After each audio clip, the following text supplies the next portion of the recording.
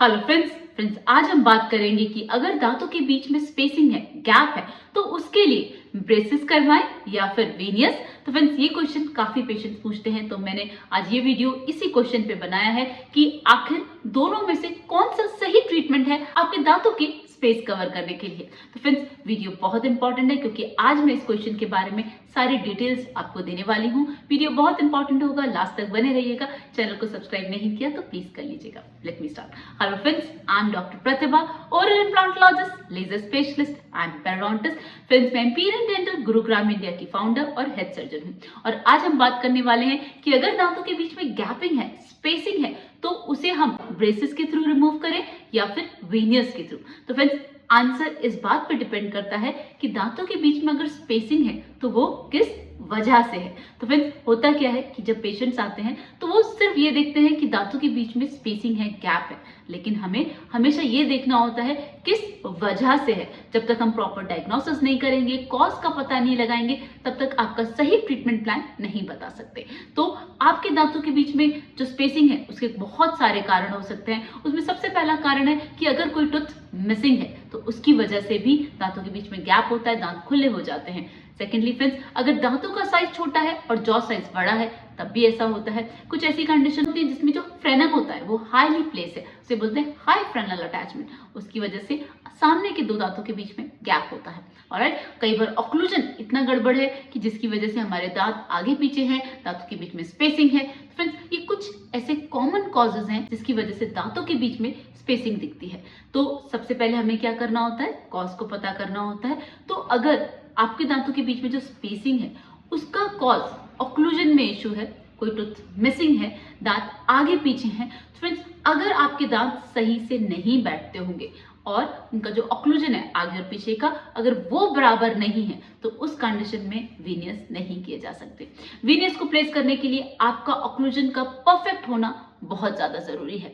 तो अगर आपके दांतों के बीच में स्पेसिंग है और वो स्पेसिंग की वजह आपका एब्नॉर्मल ऑक्लूजन है, दांत हमारे ठीक से बैठ नहीं रहे, ऑक्लूजन एब्नॉर्मल है, या फिर कोई टूथ मिसिंग है, या फिर दांत आगे पीछे हैं उसकी वजह से स्पेसिंग है, तो ये सारे इश्यूज तभी ट्रीट होंगे जब हम ब्रेसेस या फिर इनविजिलाइन से पहले दांतों को प्रॉपर अलाइन करेंगे और उसके साथ स्पेस को क्लोजर करेंगे। तो फ्रेंड्स जब भी ऐसी कंडीशन होगी तो हमेशा ब्रेसेस या इनविजिलाइन, इनविजिबल ब्रेसेस, यही इसका ट्रीटमेंट ऑफ चॉइस होता है।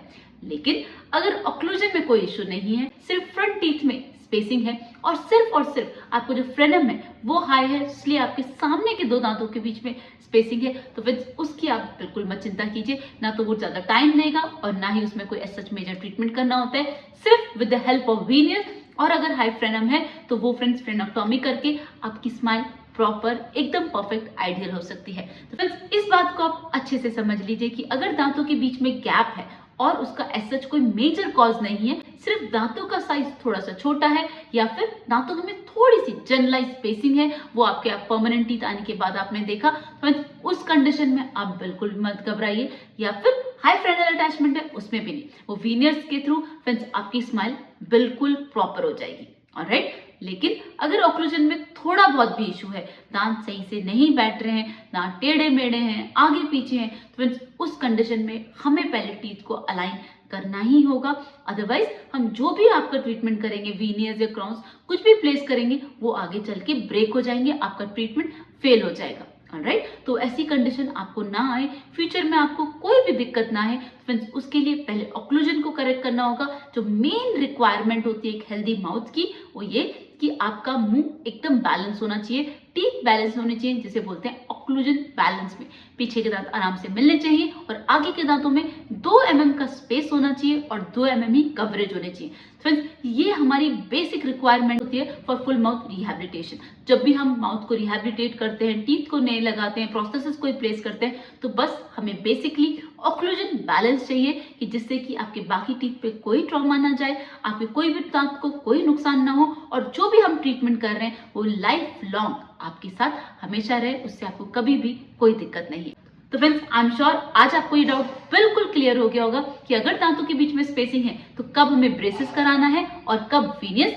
ब्रेसेस हम तब करेंगे जब ऑक्लूजन इम्बैलेंस होगा, दांत सही से नहीं बैठते होंगे, तो उस कंडीशन में पहले ब्रेसेस और अगर ऐसा कोई मेजर प्रॉब्लम नहीं है, सिर्फ दांतों का साइज छोटा है और या फिर सिर्फ थोड़ी सी जनरलाइज स्पेसिंग है, फ्रेंड्स वो वीनियस से कवर हो सकती है। तो फ्रेंड्स आई एम श्योर आज आपको ये डाउट बिल्कुल क्लियर हो गया होगा कि अगर दांतों के बीच में स्पेसिंग है तो हमें कब ब्रेसेस करवाना है और कब वीनियस।